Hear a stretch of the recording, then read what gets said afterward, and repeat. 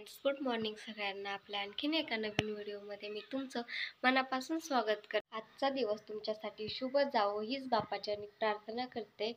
तसेच आज आपण बघणार आहोत मी लावलेली दारातील झाडे, कुठली कुठली झाडे आहेत, तसेच कोणकोणत्या वेगवेगळ्या फुलांची कोणती झाडे लावलेत ही मी तुम्हाला दाखवते. त्याचसोबत इतकं सुंदर निरागस आयुष्य आपल्याला पण जगता आलं पाहिजे.